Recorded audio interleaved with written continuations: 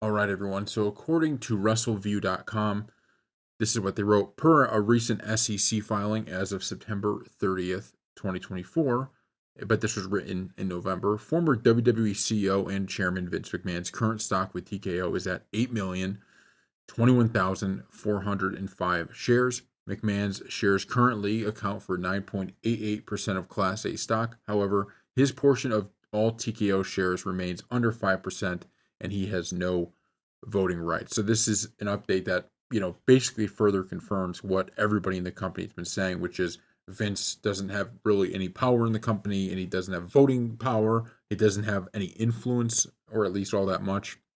Although there was that meeting between the president, Shapiro, and him.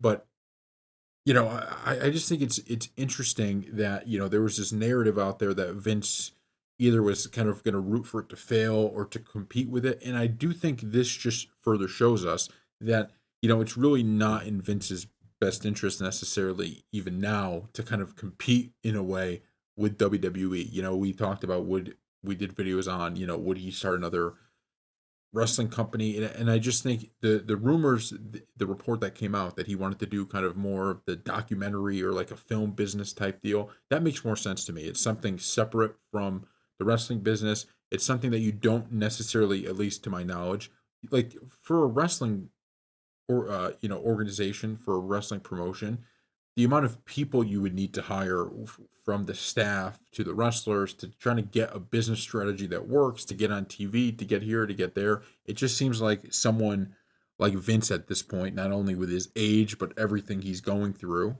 and everything he's facing. And we'll see how that all shakes out. But it just seems like that's almost an impossible task. Whereas, the company that he wants to start, once all of this is behind him, he could probably do that with just people who are still willing to kind of work with him. So I thought this was interesting to see how much stock he still owns, because if you're going to be rooting against a company, having this much stock, even if it's not enough voting stock, it still is a chunk of money. And it's not like, he owns two shares. Okay. This guy owns a lot of stock.